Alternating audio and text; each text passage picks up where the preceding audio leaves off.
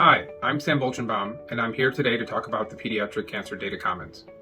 The PCDC has several goals. We want to be a hub across all pediatric cancer specialties, and we want to facilitate cross-disease research.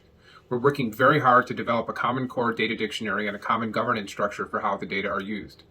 We're working to build an active international network of pediatric cancer researchers, and our goal is to educate, train, and increase data literacy of the pediatric oncology community. As you can see, we're now working with 9 pediatric cancer specialties as well as cancer predisposition. We've established memoranda of understanding. We've engaged data contributors from all over the world. We are working hard to collect as many cases as we can. And of course, now that data are in the commons, those data are being used for analyses and for publishing papers. We work with groups from all over the world. Our goal is to establish connections with various pediatric cancer groups and to engage them to work with us to develop a common data dictionary and to share data. We've worked to put in data sharing and use agreements with groups both in the US and abroad, and we've worked very hard to conform to both HIPAA and GDPR requirements, allowing us to store data from partners all over the world. We now have over 27,000 cases in the Pediatric Cancer Data Commons between the INRG Neuroblastoma Commons and the Instruct Rhabdomyosarcoma Commons. More cases are coming all the time, and we hope that by the end of this year, we're going to have 100,000 cases in the PCDC. The PCDC Consortium is a collection of these various cancer-specific consortia.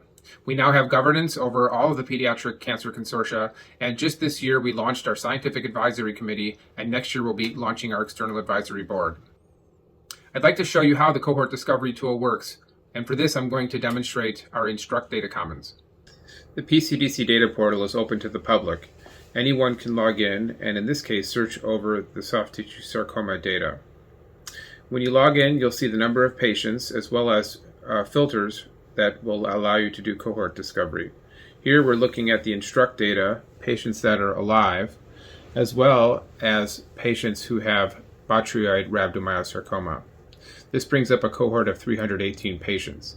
If we switch to alveolar rhabdomyosarcoma, and now we look at patients that have a FOXO1 PAX7 mutation, there are 539 patients that meet that criteria. We could then create a filter set and save that search so that we can come back to it later and load it up again or use it for further cohort discovery. Even more importantly, the cohort that was just discovered can be used to request data. The application is routed to the Consortium Executive Committee, and once approved, the PCDC releases the data to the researcher. This process saves weeks or even months compared to the prior way of requesting data.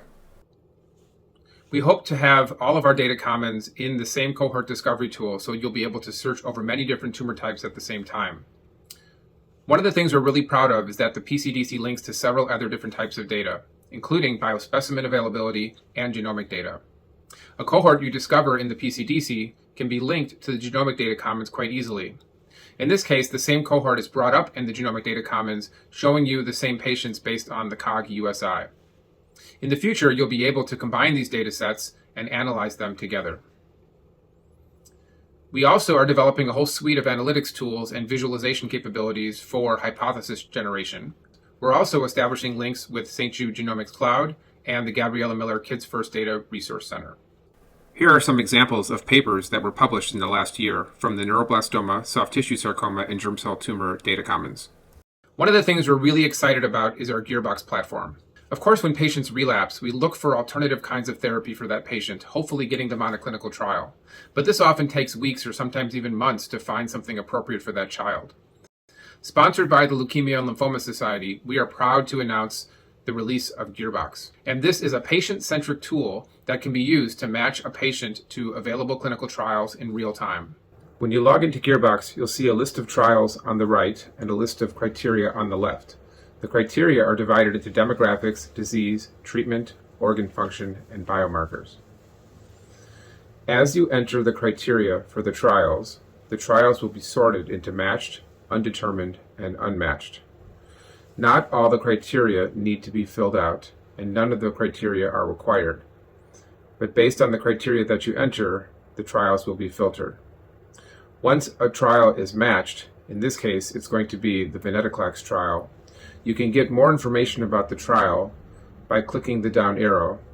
This will let you look at the trial at clinicaltrials.gov. It will also show you where to get more information about the trial, as well as why the trial had a match for certain criteria versus others.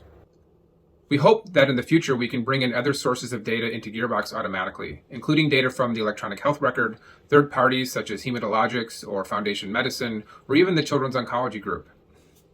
Right now, GEARBOX is restricted to AML trials, and once a patient is found to be a potential match to one of these trials, they can use the patient navigation service at the Leukemia and Lymphoma Society. But we recently were funded to expand GEARBOX to include other tumor types. We hope to establish a navigator system so that patients and clinicians can take the list of potential trials and find out more information about how to enroll on those studies.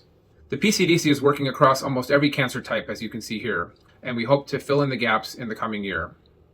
The PCDC is taking an active role in the Children's Cancer Data Initiative. As you can see here, there are many different groups that are stakeholders with children's cancer data, and the PCDC is working to connect to several of them to be part of this connected web of children's cancer data. The PCDC is also taking an active role in the development of the National Childhood Cancer Registry, or the NCCR. We're working to help take our standards and to help different cancer centers adopt those standards when it comes to their registry data. I'd like to spend a few minutes talking about my vision for pediatric cancer research. As you well know, there are these two parallel universes. On the left, we have what we're used to, the way we collect data, the way that it is stored in the electronic health record, the way we take our images and pathology and store them in our EHR. And on the right is the way that we do clinical trials. Protocols are written in Microsoft Word, they're saved as PDFs. Those PDFs have to be manually extracted, and the orders have to be put into our systems. On the other side, the data collection has to be done manually, and data must be painstakingly typed or sometimes copied and pasted out of the electronic health record and into the data collection forms. We have to do away with all these manual processes. And that's not just the protocols that are written in Word, but it's the handwritten adverse event forms. It's the bespoke data collection forms for different pharma companies. It's the paper shadow charts. We have to get rid of these manual processes in order to make clinical trials more efficient. Data standards are at the key of everything we talk about. This is a very simple example of how different institutions might code male and female.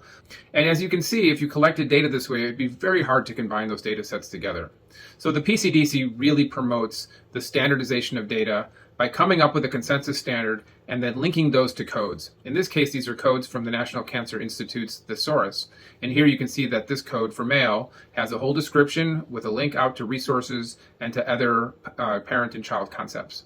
Think about what we collect for a clinical trial for cardiac function. We collect an ejection fraction. But how did we get that ejection fraction? That ejection fraction came from a report from a cardiologist that came from an echocardiogram, which came from a video.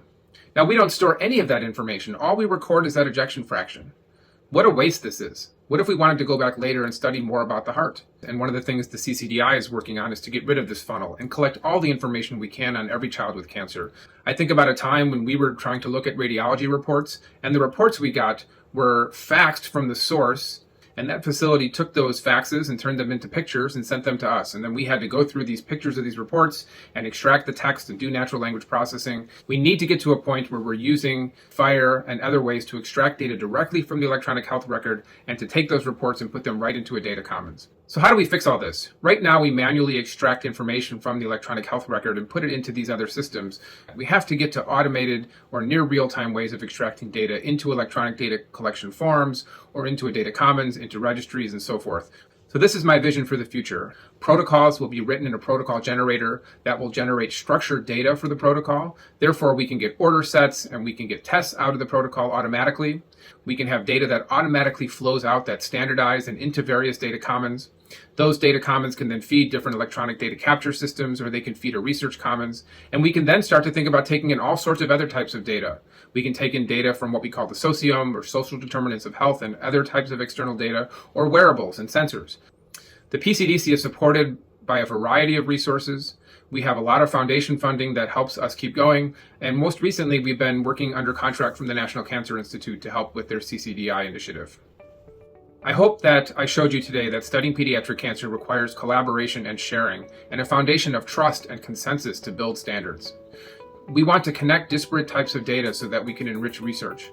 These consensus standards are absolutely critical for the success of all our national and international data ecosystems, and it's going to allow us to aggregate data across trials and across diseases. And the earlier we adopt these data standards, the better the life cycle of data will be. It's going to help us accelerate progress and to help us discover new ways to diagnose and to treat pediatric cancer. If you want to learn more about the Pediatric Cancer Data Commons, you're welcome to contact me directly, and please sign up for our quarterly newsletter. Thank you.